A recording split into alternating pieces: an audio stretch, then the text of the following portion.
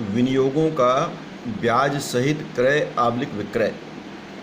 यदि प्रश्न में ब्याज सहित क्रय विक्रय लिखा होगा या नहीं लिखा होगा तब भी उसको ब्याज सहित इसके अंतर्गत माना जाता है।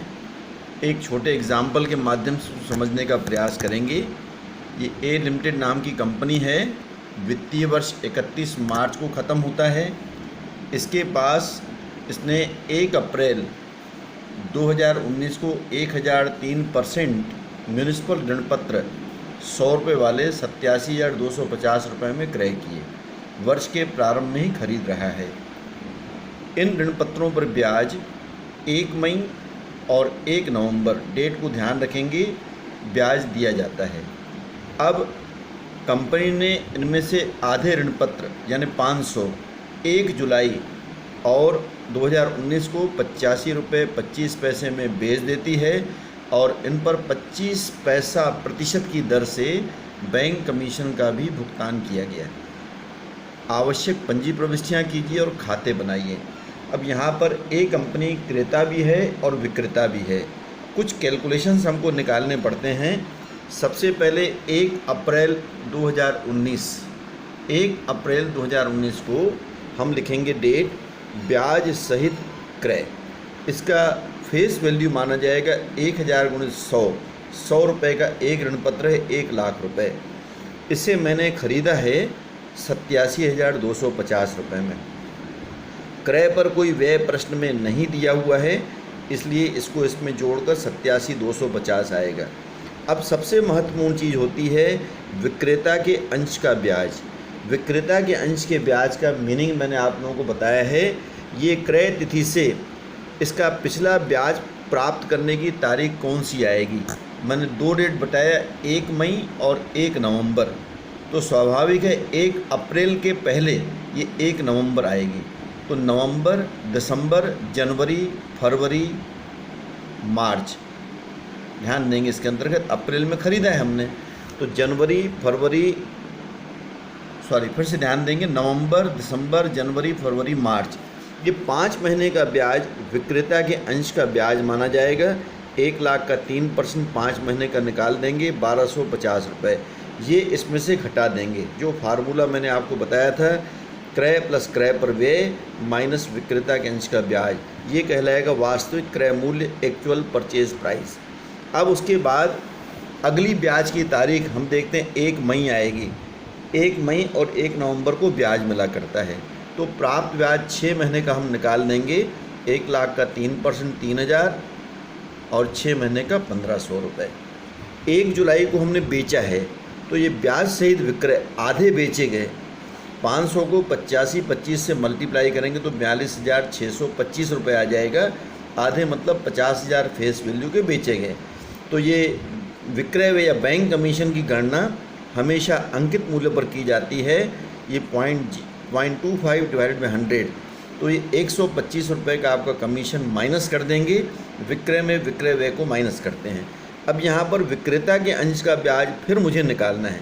ध्यान देंगे पिछले ब्याज की तारीख 1/5/19 थी और उसके बाद 1 जुलाई को बेचा गया। तो मई और जून 2 महीना विक्रेता के पास रहा तो विक्रेता के अंश का ब्याज कहलाएगा 50,000 का 3%, 2 महीने का 250 रुपये। इसको घटाने के बाद ये 42,250 रुपये वास्तविक विक्रय मूल्य कहलाएगा। अब 500 ऋण पत्रों को मैंने 42,250 रुपये में बेचा, ये इसका विक्रय मूल्य कहलाएगा। ख़रीदा कितने में था, ऊपर ध्यान दीजिए, 86,000 में ख़रीदा था हमने। तो 86,000 का आधा आपका कितना हो जाएगा, 43। ये 43,000 रुपये इसका क्रय मूल्य और 42,250 रुपये विक्रय मूल्य। तो मुझे 750 रुपये का नुकसान हुआ। ये विक्रय पर 750 रुपये की हानि हुई। उसके बाद आते हैं 1 नवंबर को। अब 50,000 का मैं बेच चुका, तो शेष 50,000 का 6 महीने का ब्याज मिलेगा 3/100, 6/12। तो आपका ये हो जाएगा 750 रुपये। और उसके बाद 1 नवंबर से 31 मार्च तक, अभी अगला ब्याज मुझे 1 मई को मिलेगा, लेकिन खाता बंद करने की तारीख 31 मार्च 19 है। तो यहाँ पर आएगा उपार्जित ब्याज 5 महीने का। तो वही आपका ध्यान देंगे, नवंबर, दिसंबर, जनवरी, फरवरी और मार्च, ये दोनों के बीच का गैप 5 महीना। 5 महीने का उपार्जित ब्याज 625 रुपये आ जाएगा। इस प्रकार से हम कैलकुलेशंस निकालते हैं। उसके बाद जनरल एंट्रीज़ को देखिए, 3% म्यूनिसिपल ऋण पत्र खाता विकलन कर देंगे हम। ये आपका 86,000 रुपये जो वास्तविक क्रय मूल्य आया था, आपने इधर देखा 1250 रुपये ब्याज की एंट्री कर देंगे और दोनों का टोटल बैंक खाते से 87,250। आगामी तिथि 1 मई को मुझे ब्याज मिलता है, इनकम है, बैंक खाता विकलन ब्याज खाते से 1500 रुपये की एंट्री कर देंगे। 1 जुलाई को हम बेच रहे हैं तो बैंक खाता विकलन 3% म्यूनिसिपल ऋण पत्र खाता विकलन ब्याज खाते से, ये आपका दूसरे कैलकुलेशन से ले लेंगे। ये आपने देखा 42,250 रुपये विनियोग का मूल्य, 250 ब्याज और बैंक से मुझे 42,500 रुपये प्राप्त होंगे। उसी की एंट्री बैंक खाता विकलन 3% म्यूनिसिपल ऋण पत्र खाता विकलन और ब्याज खाते से, ये हम एंट्री कर देंगे। आगे देखेंगे, अब इसके बाद बेचने पर जो मुझे नुकसान हुआ, ये देखा था आपने 750 रुपये की हानि हुई हमें, तो 750 रुपये के लिए ये आपका एंट्री आ जाएगी लाभ हानि खाता विकलन 3% म्यूनिसिपल ऋण पत्र खाते से 750 रुपये।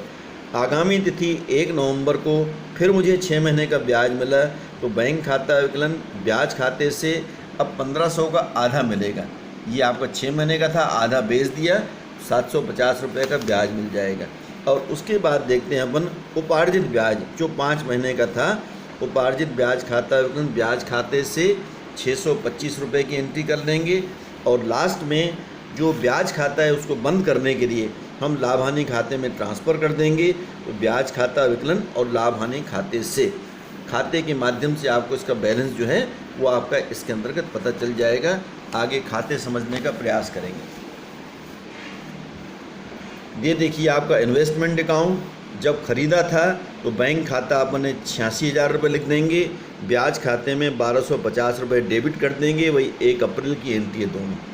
उसके बाद आपका 6 महीने का मुझे ब्याज मिला तो क्रेडिट में एंट्री कर दिए बाई बैंक अकाउंट 1/5 को 1500 रुपये।